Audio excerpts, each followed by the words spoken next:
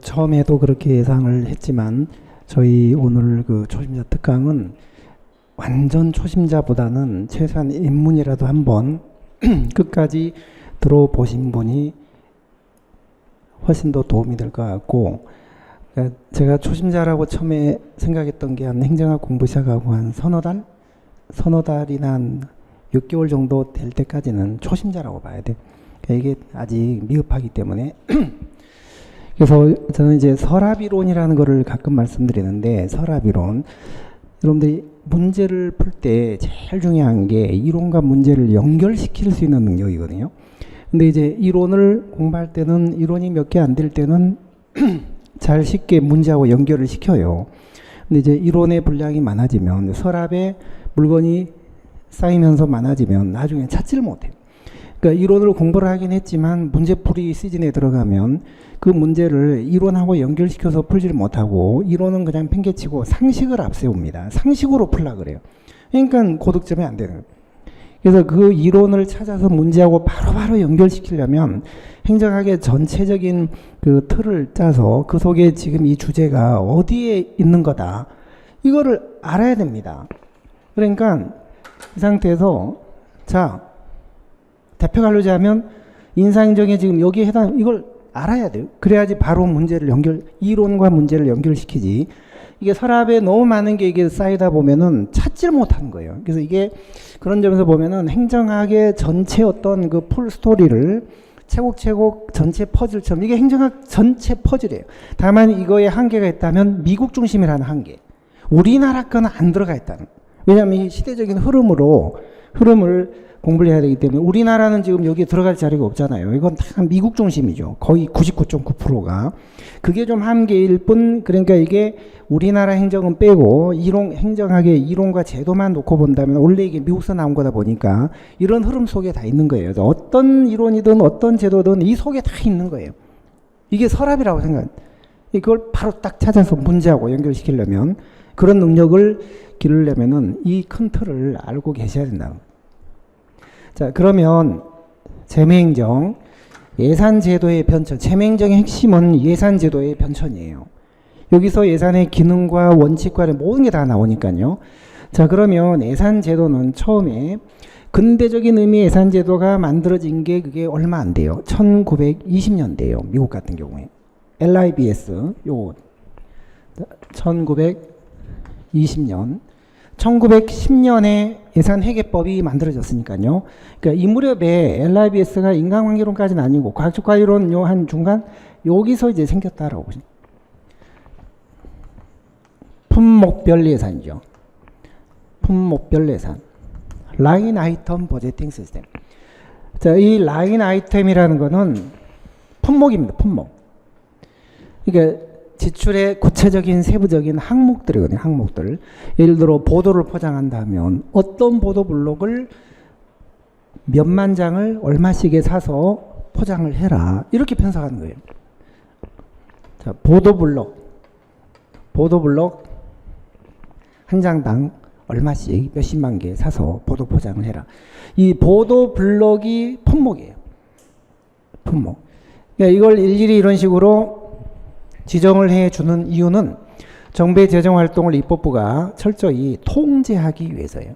따라서 입법부가 우위를 점하던 근대 입법국가 때까지는 이런 예산제도가 통용이 됐어요. 성과주로 바뀐 게 이게 행정국가 때 바뀐 거예요. 행정국가 때. 행정국가니까 이게, 그러나 도입한 연대는 1950년대니까요. 트루만 대통령이 도입한 건 50년대니까 여기다 제가 이렇게 지금 해놓긴 해놨습니다만, 그러나 그 배경은 사실 행정국가하고 연관된 예산이에요. 도입되기는 1950 회계년도 트루만 대통령이 도입을 한 거예요. 자, 1950년 미국의 트루만 대통령이 연방정부에 도입한 게 퍼포먼스 버제팅 시스템, 성과주의 예산이에요. 성과주의 예산. 자, 성과주의는 품목별로 일일이 예산을 지정하는 게 아니라 사업별로 한 겁니다. 사업의 성과를 알아내기 위해서. 품목으로 하면 이게 통제만 가능하지 이게 사업의 성과는 알 수가 없어요. 뭘 하기 위하여 이 품목을 구입하는지, 보도블록을 왜 구입하는지 알 수가 없어요. 그렇기 때문에 이거는 통제 위주의 예산 제도지 사업의 성과를 할 수 있는 그런 제도가 아니거든요. 자, 그래서 사업별로 예산을 편성한 게 퍼포먼스 버제팅 시스템, 성과주의 예산입니다. 자, 여기서 사업이라고 하면 이제 보도 블록이 아니라 보도를 1000평, 그러니까 1000평의 보도를 포장하는데 한 평당 10,000원씩 1,000,000원 가지고 해라. 이렇게 편성하는 거예요. 1,000,000원 줄 테니 보도를 1000평을 포장해라. 보도 포장, 1000평이라는 보도를 포장하는 사업. 그게 사업별 예산이에요. 어떤 품목을 구입하든 얼마씩에 구입하든 관여하지 않아요. 입법부는. 그러니까 이거는 이제 행정국가로 무게중심이 옮겨져 오면서 입법부가 통제를 상당 부분 포기하고 예산을 이제 통제 중심이 아니라 너희들이 알아서 능률적으로 관리할 수 있는 그런 예산으로 활용을 해라. 여기서는 회계검사를 할 때나 중앙예산기관이 통제를 할 때 어떤 걸 가장 중요한 가치로 생각하냐면 합법성을 가장 중요한 가치로 생각을 해요. 합법성. 법에 지정된 품목을 구입했냐, 절차를 지켰냐, 규정을 지켰냐. 회계검사할 때도 그렇고 중앙예산기관이 통제할 때도 합법성 가지고 통제를 해요. 행정부에 전혀 어떤 재량권이나 이런 걸 안 주려는.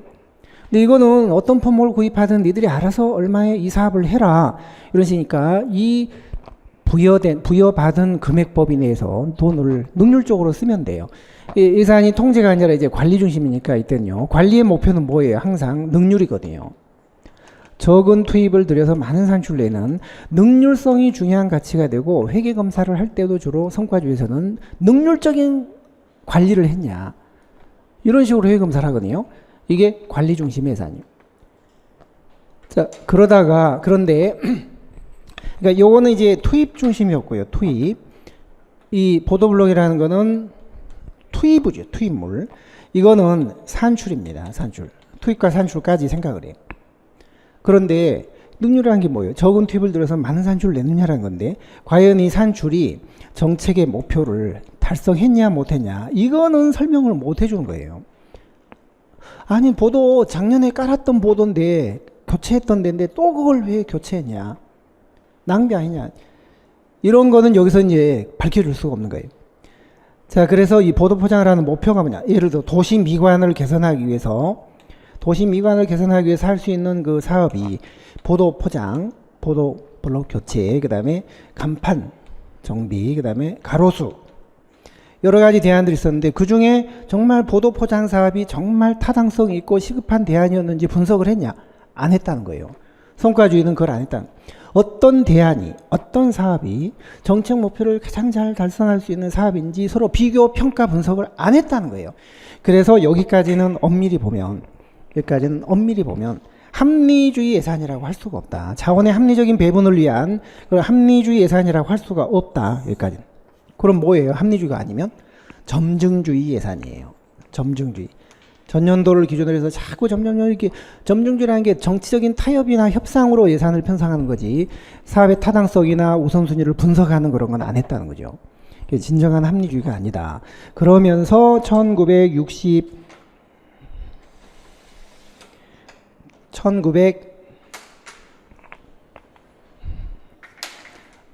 1965년도에 미국의 존슨 행정부가 연방정부에 도입했던 게 PPBS라는 예산제도가 나오게 된 거예요. PPBS. 플래닝, 프로그래밍, 버제팅, 시스템. 이 플래닝이 5년짜리 장기 기획입니다. 플래닝이 5년짜리 중장기 계획이에요. 그 다음에 버제팅은 1년짜리 단기 예산입니다. 요거는 장기 기획이고, 근데 시간이 흐르면 계획과 예산이 자꾸 동떨어지는 거예요. 그걸 막기 위해서 가운데는 프로그래밍이요. 5년 단위로 1년 지나가면은 버리고 또 1년 추가하고 1년 지나가면 또 버리고 또 추가하고 그래서 사업이 끝날 때까지 계속 예산과 기획을 연결시켜주는 그런 예산. 그래서 이 PPBS는 관리 중심이 아니라 기획 중심의 예산이다라고 해요. 기획 중심의 예산. 그래서 통관기 이렇게 바뀐 거예요. 통관기. 자, 그래서 이 PPBS는 과연 이 보도 포장 사업이 도시미관 개선이라는 정책 목표를 달성해 줄 수 있는 타당성 있는 대안이냐, 우선순위가 높은 대안이냐, 여기까지 다 분석을 해요. 비용 편입 분석을 다 해요. 이 플래닝 프로그래밍 할 때 비용 편입 분석을 딱 합니다. 코스트, 베네핏, 어널리시스. 그래서 대안을 선택하기 때문에 이제는 그 정책 목표가 달성될 수 있는지까지도 생각을 해줘요. 그렇기 때문에 능률성보다 한 걸음 더 나가서 효과성까지 생각을 고려를 하는 예산. 이 산출이 정책 목표를 달성할 수 있느냐. 그게 효과성이잖아요. 적은 투입으로 많은 산출을 냈느냐. 이건 능률이에요. 지정된 투입을 구입했냐. 이건 합법성이에요. 이거는 적은 투입으로 많은 산출을 냈느냐. 능률이에요. 능률. 이거는 이 산출이 목표를 달성했냐. 효과성이에요. 효과성까지도 생각하는 게 PPBS입니다. 자, 그런데 이제 PPBS는 문제점이요. 너무 장기적이어서 1년 단위 예산으로 이렇게 매년 버리고 추가하고 버리고 복잡한 환산 작업이 수반돼요. 공무원들한테 너무 힘들게 매년 환산을 해야 되니까. 그 다음에 요 플래닝을 할 때, 예산 편성을 할 때 하급자들 말을 안 들어요. 왜냐하면 여기서부터 이제 합리주의 예산이거든요. 자, 여기서부터가 합리주의 예산이다 보니까 자원을 합리적으로 배분하려면 하급자들 얘기를 들으면 미부서 내부서 자꾸 따지고 이게 타협으로 가기 때문에 합리적인 배분이 안 돼요. 그래서 PPBS는 결국 부서 구분을 없애버립니다. 모든 걸 프로그램 중심으로만 합니다. 부서 구분을 없애버려요. 그러다 보니까 또 매년 집행을 할 때 부서별로 다시 또 역시 환산을 해야 해요. 하급자들 말 안 듣고 위에서 다 합니다. 위에서. 하향식이에요. 하향식. 아랫사람 얘기를 안 들어요. 그리고 매년 이 5년짜리 계획과 맞추기 위해서 복잡한 환산이 수반돼요. 하급자들은 참여하기도 힘들어요. 위에서 모든 비용 편입 분석 이게 위에서 다 하는 거예요. 참여가 안 돼요. 자, 이런 문제 때문에 하급 공무원들의 반발을 많이 샀어요. 의회도 반발해서 의회도 이렇게 다 비용 편입 분석을 해오니까 국회에 가서 타협할 여지가 없잖아요. 정치인들이 뭐 이렇게 협상하고 양보하고 타협할 주장하고 얻고 뺏고 여지가 없거든요. 그래서 결국은 의회 반대와 공무원들의 반대로 중단돼요. 1971년도에 중단돼요. 2년간 공백기를 거쳤어요. 미국 중앙정부의 예산제도가 없었어요.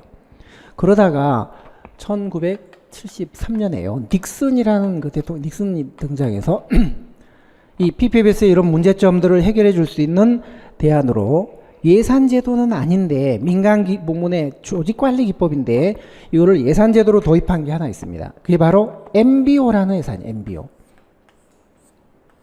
매니지먼트 바이 objective. 목표에 의한 관리, 목표 관리 예산이에요. 이때 objective라는 요 개념 우리 행정에서 굉장히 중요하죠.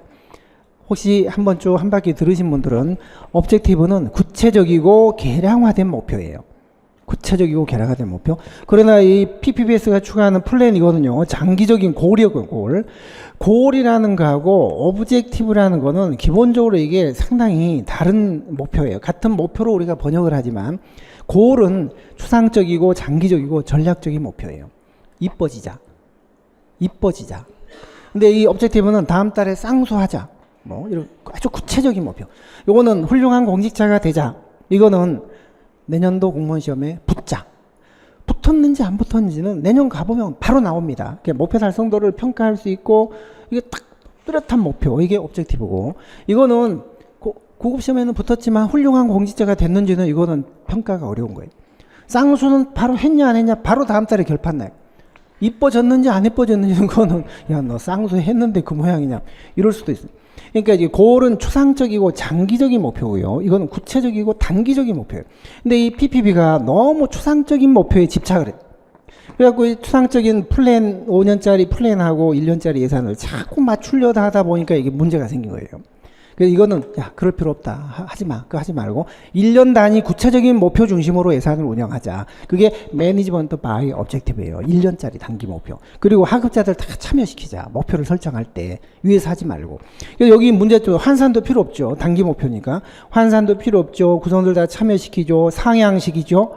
그래서 이 PPB의 이 실패 요인을 일거에 해결해 줄 수 있었던 게 바로 MBO였고 가장 미국 공무원들의 저항 없이 연방정부의 전체 부처에 한꺼번에 전면 도입을 할 수 있었던 게 바로 MBO였어요. 그러나 합리주의는 많이 후퇴했죠. 왜냐하면 이건 분석하고 이런 게 아니거든요. 비용 편입 분석 이런 거 안 하거든요. 합리주의도 많이 후퇴했습니다. 자, 그러다가 석유파동이 펑 터졌어요. 석유파동. 요게 석유파동이었죠. 요게. 그러면서 집비비, 연기준 신성과주의 같은 게 나오게 된 거예요. 신성과주의 토대가 됐던 게 영기준 예산이에요. 그게 1979년도에요. 미국의 카터 행정부에서 이제 도입된 제도예요. 제로 베이스 버제팅. 제로 베이스 버제팅. 여태까지 예산은 베이스, 기존에 해오던 인정하고 그 다음에 플러스 마이너스 알파 더할까 줄일까 말까 가감 해오던 계속 사업에다가 신규 사업을 가감하는 식으로 예산을 여태까지는 편성을 해왔어요. 그러다 보니까 예산이 계속 합리주 예산이 도입이 됐음에도 불구하고 예산이 계속 팽창했어요. 그래서 석유파동이 펑 터지니까 여기서 석유파동이 생긴 거예요. 더 이상 정부 재정을 늘릴 수가 없다. 늘릴 여지가 없다. 예산을 줄여나가자. 전년도에 해왔던 사업이라도 계속 사업도 원점에서부터 다 검토하자. 베이스 제로로 보자. 제로 베이스 버젯. 그게 집비비. 제로 베이스 버젯. 0 기준 예산. 0을 기준으로 하는 예산. 그래서 80년 회계연도부터 미국 연방정부 예산이요. 처음이자 마지막으로 줄었어요. 처음으로. 자, 그게 바로 감축관리 예산, 0 기준 예산이에요. 자, 그러니까 요게 통관기 개념으로 온다면 여기서 이제 참여라는 걸 강조했기 때문에 참여 중심 예산이라고요. 여기는 예산이 이제 감축이 됐기 때문에 감축 중심 예산이라고 그래. 통관기 참감. 나중에 우리 예산제도 변천에 가면 통관기 참감을 많이 들으시게 될 거예요. 통제는 품목별 예산, 관리는 성과주의, 기획은 PPBS, MBO는 참여, GPB는 감축 중심 예산. 자, 그러다가 요걸 이제 발판으로 해서 1980년대부터 신공공관리론이 막 범람했잖아요. 신공공관리 요거요. 이게 범람해서 요 시기 때 영기준 예산을 발판으로 해서 신성과주의가 전 세계 여러 선진국에 도입이 되게 돼요. 그게 바로 뉴 퍼포먼스 버제팅 시스템이에요. 뉴 퍼포먼스 버제팅 시스템, 신성과주의 예산. 자, 신성과주의 예산에는 여러 가지 나라마다 여러 가지 제도가 있는데요. 그 중에 대표적인 예산이 자율편성제도예요. 자율편성제도. 우리나라도 이거 도입을 했죠. 자, 자율편성제도는 뭐냐면 한도를 정해줘요. 한도를 위해서. 자, 이만큼 한도를 정해줄 테니까 이 한도 내에서 자율적으로 편성을 해라. 그럼 한도 내에서 예산을 자율적으로 편성을 하는 거예요. 편성을. 이게 자율편성제도. 그 대신 자율성을 주는 대신 그 성과에 대해서는 책임을 져야 돼. 자, 그러니까 자율성을 주고 그 자율성에 상응하는 성과에 대한 책임을 묻는 자율성과 성과와 책임을 조화시키는 성과 중심의 예산.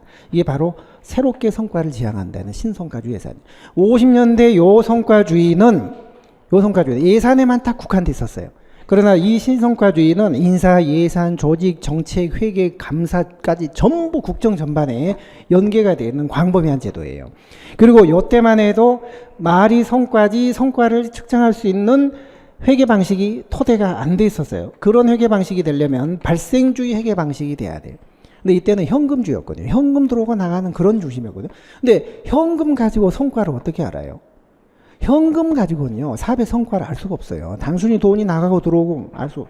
근데 여기서 제대로 성과를 알려면요, 자산이 늘었냐, 줄었냐, 부채가 줄었냐, 늘었냐, 뭐 이런 걸 알아야 되거든요. 근데 그러려면은 회계 방식이요, 발생주의가 돼야 돼요. 근데 이미 이때는 발생주의가 다 거의 보편화된 그런 때였거든요. 그러니까 실제 사업의 성과를 정확하게 측정할 수 있었고, 성공을, 저거는 실패했지만 성공했다는 평가를 받는 게 바로 이 신성과주의 예산이었어요. 근데 이게 신자유주의 때 엄청 효율을 이제 강조를 했었는데, 신자유주의가 몰락하면서 너무 예산을 효율이나 성과만 가지고 할 수 없다. 효율이나 성과보다 더 중요한 게 예산 편성 과정에 주민들을 참여시키고 주민들의 뜻에 얼마나 부응하는 예산 집행을 해. 이게 더 중요하다 하면서 1990년대 거버넌스가 등장하면서 협치가 등장하면서 예산도 협치를 하자. 함께 편성하자. 함께. 그게 새로운 PBS예요. PBS. 주민 참여 예산이에요. Participatory Budgeting System이에요. 이 주민 참여 예산이 여태까지는 행정학 교과서에 별로 영문자가 소개가 안 됐어요. 제가 참 다른 건 다 이니셜이 있는데 주민 참여 예산이 아직 정식으로 이게 딱 도입된, 정립된 제도가 아니기 때문에 중앙정부 차원에서는 도입한 나라가 거의 없어요. 지방에서는 좀 있어요. 우리도 도입했어요. 지방에. 주민 참여 예산. 그래서 이게 영문자 이니셜이 없었는데 요즘 논문에 보니까요 PBS라고 하더라고요. Participatory Budgeting System.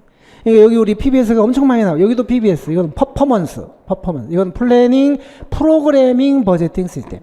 여기는 뉴 퍼포먼스 버제팅 시스템. 이거는 파티시페터리 버제팅 시스템. 참여 예산이에요. 주민 참여 예산. 시티즌, 정확히 얘기하면 시티즌 파티시페터리 버제팅 시스템인데 C자는 빼고 그냥 PBS 이렇게 부르더라고요. 그러니까 이런 예산 제도가 나와. 여기서는 이제 성과보다는 주민들을 참여시키고 주민들한테 책임을 지고 주민들을 위한 예산 집행을 하자라는 민주적인 예산 집행. 그러니까 거버넌스가 마치 협치 함께 하듯이 예산도 함께 편성하고 운영하자. 협치 예산이 나온 거예요. 협치 예산. 이건 효율만 중시했던 시절 NPM 때 나온 예산이고요. 요거는 이제 석유파동 펑 터지니까 줄이자. 영주의 예산이고 요거는 참여 중심이고. 그래서 통관기 참감, 요 뒤에는 뭐 특별히 뭘 중시했다, 뭐 이런 건 이제 없으니까. 요건 효율 중심이고, 요거는 민주성이나 이런 걸 다시 이제 중시한 거예요. 예산제도의 흐름이 이제 이런 식으로 변했는데요. 여기를 보시면은, 자, 품목별 예산은 여기 처음에 행정안이 성립되던 그 무렵 직후에 바로 나왔고, 그 다음에 1950년 트루만 대통령이 성과주의 나왔지만 그 배경은 사실 행정국가가 등장하면서 여기서부터 이제 영향을 미친 거예요. 그다음 PPBS는 1965년이니까 그렇다고 발전행정론하고 관계되는 건 아니고요. 미국 존슨 행정부 때 미국 요때 있었던 제도예요. MBO는 닉슨 때 73년에 도입했고 GBB는 1979년에 요 정부 실패 이후로 요게 등장한 거예요. 감축을 하거나 효율을 중시하거나. 그래서 요게 이제 거버넌스 협치 때 나온 예산제도. 재무행정의 흐름이 이제 이런 식으로 돼 있었어요. 그러다가 이제 이 5장 재무행정이고요. 이제 6장으로 가보시면은 책임론의 변천이 나와요. 책임론. 6장에 가면 외재적 책임이 있고 내재적 책임이 있는데요. 책임은 자, 이것도 책임론의 가장 핵심이니까 이걸 한번 생각해 보십시오. 책임은 현재 행정이 국민의 뜻대로 입법부가 의도한 대로 아니면 사법부의 뜻대로 공익 같은 어떤 행정 이념 아니면 관계 법률 이런 거에 따라 제대로 이루어지고 있는지 아니면 또 공무원들의 양심, 도덕, 직업윤리, 출신 집단의 여망 이런 거에 따라서 제대로 진행이 되고 있는지 평가하고 그렇지 못했을 때 그 결과나 절차에 대해서 책임을 지는 거 이게 행정 책임이거든요. 근데 제가 위아래 이렇게 나눠 쓴 이유가 위에 있는 것들을 가지고 책임을 물으면 외재적 책임이에요. 이게 외재적 책임이에요. 아래에 있는 이런 기준을 가지고 물으면 이건 내재적 책임이에요. 자, 그런데 19세기 근대 입법국가 때는 주로 이런 걸 가지고 책임을 물으려고 했어요. 입법부가 만들어진 법대로 국민의 뜻대로 행정을 했냐. 이게 바로 고전적 책임이에요. 허먼 파이너가 강조했던 책임이죠. 허먼 파이너가. 자, 그런데 요 밑에 있는 거는 20세기 현대 행정국가가 나타나면서 이제는 현대적 책임이에요. 이거는 칼 프리드리히가 강조했던 책임이에요. 칼 프리드리히. 자, 그래서 요거는 책임은 진정한 책임은 국민에 대해서 지는 거다. 입법부에 대해서 지는 거다 이런 것이고 요거는 아니다. 행정이 전문화되고 복잡화됐는데 밖에서 어떻게 국민이 일일이 감시하고 통제하고 입법부가 어떻게 일일이 책임을 묻냐. 공무원들이 스스로 안에서 정부 안에서 스스로 윤리를 확립하거나 뭐 출신 집단의 여망에 부응하려는 무슨 대표 관료제 정신 이런 거에 따라서 스스로 책임을 지는 게 진정한 책임이다. 근데 여기서는 그게 아니라 누구도 스스로의 행동에 대해서는 심판관이 될 수가 없다. 밖에서 통제를 가해야 된다. 따라서 진정한 책임이란 여기서는 진정한 책임이란 외부에서 어떤 압박이 이루어져야 된다. 여기서는 아니다. 안에서 자기 마음속에 스스로 자발적으로 유도되는 것이지 밖에서 통제되는 게 아니다. 근데 입법국가 때는 이런 책임, 이런 통제를 믿었고 기대를 많이 했는데 행정이 전문화되면서 현대 행정국가 되면서 이게 이제 어렵게 됐어요. 그래서 이제는 정부가 알아서 안에서 니들이 책임을 져. 니들이 결정했으니까 책임도 니들이 져야지. 밖에서 어떻게 일일이 책임을 묻냐. 자, 그래서 근대 입법국가 때까지는 외제적 책임론이 지배했어요. 그러다가 기능적 행정, 이때부터가 현대 행정국가니까 이때부터는 이제 정부가 모든 걸 결정하고 니들이 결정했으니까 니들이 안에서 책임을 확보하는 방법을 강구를 해라. 정치행정 이원론 때 책임이 외제적 책임이에요. 정치행정 이론론 행정국가 때 책임이 내재적 책임이에요. 안에서 정부 내에서 통제를 해라. 그러다가 이제는 행정을 협치를 하게 협치를 하니까 이제는 함께 국민도 함께 책임을 져야 돼. 그러다 보니까 마지막에 공동책임 거버넌스에서는 어떤 문제가 생기냐면 책임 주체 실종이라는 문제가 생겨요. 모두의 책임은 무책임. 너무 많은 사람이 참여해서 함께 결정을 했기 때문에 이제 책임질 자가 없다. 정부도 이제 책임이 아니고 시민단체도 아니고 누가 모두의 책임이기 때문에 이제 무책임의 문제가 생긴다. 이런 문제가 이제 있기는 해요. 어쨌거나 책임론이 이런 식으로요 변천을 했다. 이런 식으로. 그래서 책임을 우리가 묻는 요소는 매우 다양하고 시대마다 그 비중이 달라져 왔는데 입법국가 때 고전기 때는 이런 책임을 물었고 그 다음에 현대적 책임은 이런 기준을 가지고 책임을 묻는다. 이게 바로 허먼 파이너의 외제 책임이고 칼 프리드리히 프리하게 정부 내에 그냥 맡겨라. 프리드리히는 내재적 책임을 강조했던 사람이에요. 자, 마지막 지방자치론이 있습니다. 자치론. 지방자치에서도 이제 변천이 있었는데 어떤 식으로 변천을 했냐면 중앙집권, 지방분권, 신중앙집권, 신지방분권 네 가지 변천이 있었어요.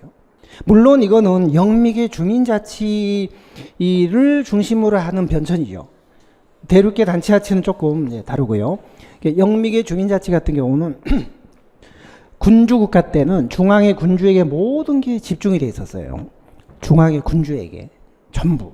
그러다가 군주의 한가는 시민의 대표관이 생기면서 근대 입법국가 때는 중앙정부와 의회와 지방정부와 시민과의 관계가 어떤 식이었냐면 중앙정부는 작을수록 좋다. 정치는 의회에 맡기고 행정은 자치정부에 맡기고 경제는 시장에 맡겨라 해서 시장 만능주의, 자치 만능주의, 의회 만능주의였거든요. 그러니까 이때는 근대 입법국가는 중앙정부의 역할이 가급적 작을수록 좋다 해서 이때는 풀뿌리 민주주의, 민주주의에 꽂아서 자치가 엄청 활성화됐던 시기예요. 근대 입법국가 때는 지방분권, 자치가 꽃을 피웠던 시기예요. 그러다가 행정국가가 등장하면서 행정이 전문화됐죠. 그 다음에 냉전이 냉전. 이때부터 냉전. 그 다음에 국제 긴장이 엄청 고조됐죠. 행정국가 생기고 냉전 생기고 국제적 긴장이 고조되면서 중앙정부 중심으로 다시 응집력이 필요했어요. 다시. 그게 새로운 중앙집권이에요. 중앙정부로 다시 기능이 집중된 거예요. 그 지방자치가 약간 위기를 맞게 됐어요. 그 시대가 현대 행정국가였어요. 그러다가 정부 실패가 펑 터진 다음에 이제 여기서부터인데요. 다음에 이제는 세계화가 지방화. 세계화를 하려면 지방화가 필요하다. 세계화 플러스 지방화.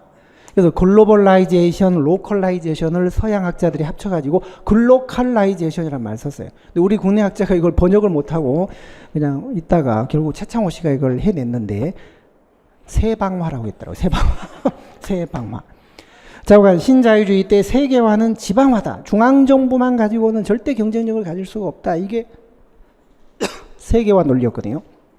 이게 NPM 때 등장했고 그 다음에 또 거버넌스에서는요. 협치 강조되는데 중앙정부 차원의 협치보다는 지역 단위의 협치가 엄청 강조됐어요. 그게 무슨 이론이라고 해요? 도시거버넌스.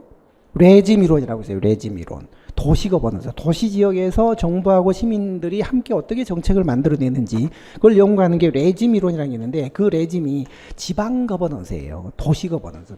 그래서 거버넌스가 국가 차원에서는 좀 쉽지는 않지만 지방에서는 그게 훨씬 쉽다 해서 도시거버넌스를 중심으로 레짐 이론이 발달했는데 그것도 분권이에요. 어쨌든 약간 양상은 다르지만 거버넌스하고 이 NPM 때는요. 다시 중앙정부보다는 지방정부를 이렇게 분산시키는 신지방 분권이 이제 추진됐던 시기예요. 지방자치 역사를 보면 군주국가 때는 중앙집권, 그 다음에 근대 입법국가 때는 자치만능주의, 행정국가 때는 신중앙주의. 이때 이제 광역행정, 중앙통제 이런 게 막 늘어난 거예요. 자치가 약간 위기를 맞았다가 다시 이제는 신자유주의가 등장하면서 세계화는 지방화다. 지방 정부의 협치가 필요하다 해서 거버넌스가 생기면서 다시 신지방 분권으로 이게 바뀌게 된 거예요. 자, 이게 지방자치론에서의 변천과 흐름이었거든요. 그러니까 우리가 이게 행정학이 7개 자항으로 챕터로 나누어져 있는데 그게 사실 전부 다 시대적인 흐름과 스토리가 있었던 거예요. 근데 이 각 강론별로 흐름을 연결시킬 필요는 없어요. 강론별로 따로따로 요거 단편만 아시면 돼요. 이거를 다 합쳐갖고 연결 얘하고 얘하고 이렇게까지는 필요 없어요. 그렇지만 요 시기 여기 여기 국가의 변천하고 이런 것들을 연결시켜야 되지만 얘들하고까지 연결시킬 필요는 없어요. 그럼 별로 의미가 없어요. 그건요. 그러니까 국가의 변천에 따라서 이론도 변천했고 정책도 연구가 변천했고 조직도 관점이 바뀌었고 인사제도도 바뀌었고 예산제도도 바뀌었고 책임론도 바뀌었고 자치론도 이런 식으로 바뀌었다. 그거는 좀 아시는 게 좋아요. 자, 그러면 다시 한번 정리할게요. 이게 워낙 중요한 거기 때문에 오늘 배운 걸 복습한 차원에서 다시 한번. 자, 국가는 절대 군주국가 18세기 중엽까지, 그 다음에 19세기 초에 근대 입법국가, 그리고 경제대공황 1930년대부터 70년대까지 현대 행정국가, 그리고 1980년대 NPM 때부터 신행정국가가 나왔어요. 이론의 변천은 근대 입법국가가 출발한 이후에 역관주의가 있었는데 의회민주주의가 역관주의 인사했거든요. 근데 폐단 때문에 정치행정을 분리시키려고 과학적 관리로 나왔다. 그 다음에 인간관계론이 이제 나왔고 이 두 개는 행정을 관리로 봤는데 경제대공황 이후에 기능적 행정에 나오면서 여기서부터 행정국가가 시작이 된 거예요. 여기서부터. 현대 행정국가가 여기서부터. 자, 그러다가 행태론이 등장. 행태론이. 자, 기능적 행정학이 너무 범위를 넓혔는데 가치를 버리자. 행정을 과학화하자. 자, 그러다가 냉전이 시작되면서 50년대부터 생체비가 있었고 후진국용, 그 다음에 발전행정까지. 생체비발은 후진국용 이론이에요. 선진국하고는 관계가 없어요. 미국은 그 사이에 태평성대였어요. 국내상으로는 큰 문제가 없었거든요.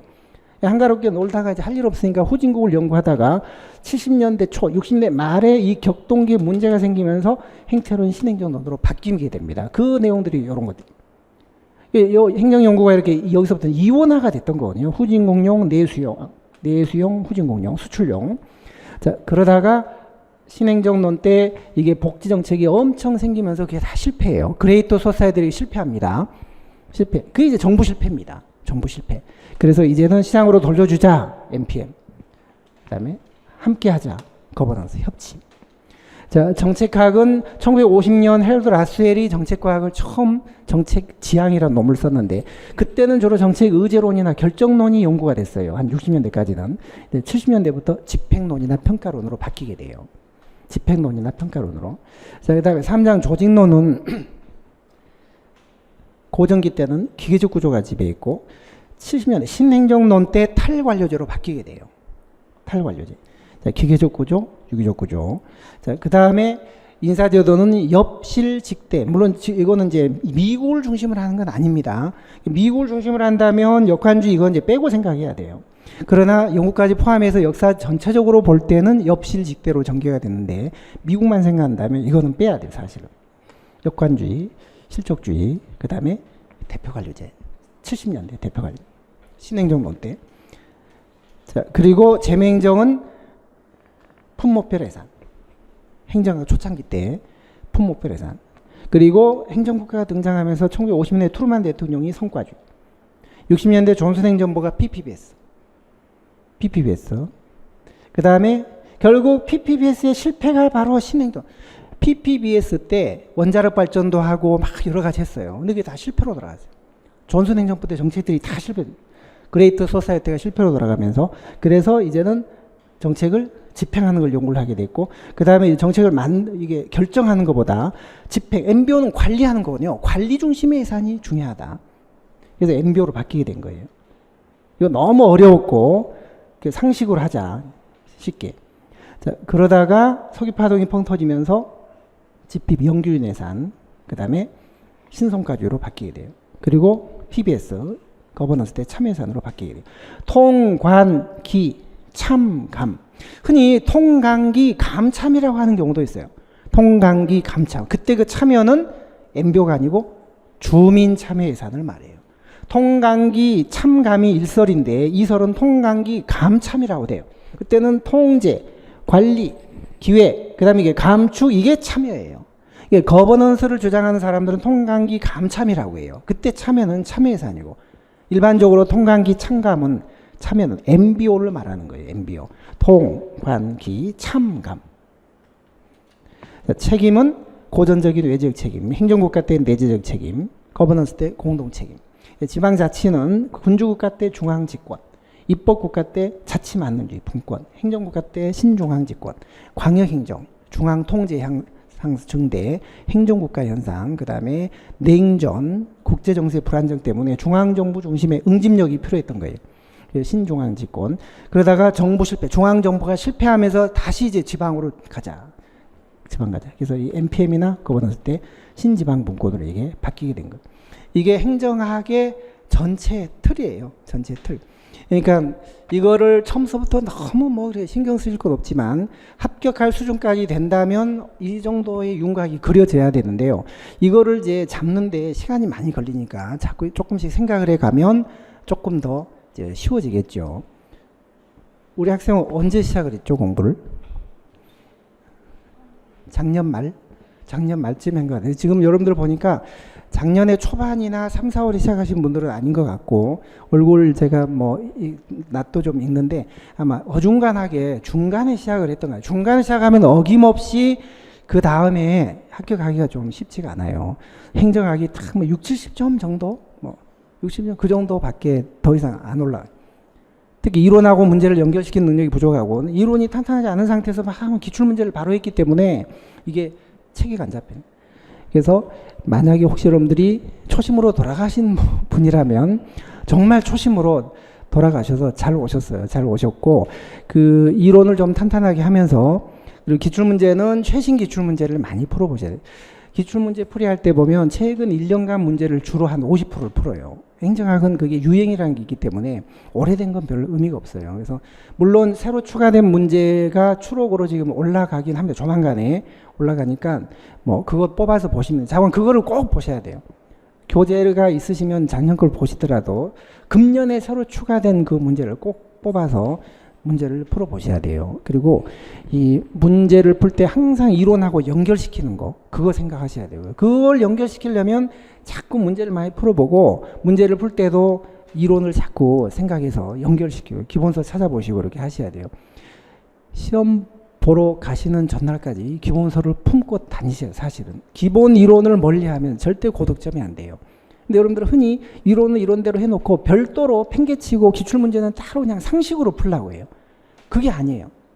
제가 요번에 기출문제집에는 키노트라고 해서요. 키노트. 올해 거는 키노트라고 해서 문제하고 이론을 연결시키도록 자꾸 이론을 버리니까, 그래서 제가 각 주제별로 핵심 이론을 요약 정리한 키노트라는 거를 이제 만들어 놨어요. 그걸 살짝 한번 들여다보시면 이제 막, 엽실직대도 생각나고 뭔가 흐름도 좀 생각이 나서 전체적인 이론을 문제하고 연결시켜서 풀도록 그렇게 유도를 했는데 어떨지 모르겠어요. 자, 그래서 도움이 되셨는지 모르겠지만 제가 이렇게 전체를 놓고 흐름을 설명하기는 지금 처음 해보는 것 같아요. 여태까지. 처음인데, 아까도 말씀드렸지만 정말 한 번도 행정을 들은 적이 없는 정말 초심자라면 도움이 안 돼요. 이게 별로 도움이 안 돼요. 상당히 약간 1, 2순환 정도 했던 분, 행정학을 한 바퀴라도 돌았던 분이 저런 게 있었지 해서 좀 도움이 되실 거고, 전혀 기초가 없는 처음이라면 별로 도움이 안 되셨을 거예요. 제가 얘기한 초심자는 행정학 공부 시작한 지 한 3, 4개월, 한 6개월 이전까지도 전부 초심자라고 저는 봅니다. 그런 분들한테 상당히 도움이 됐을지 싶어요.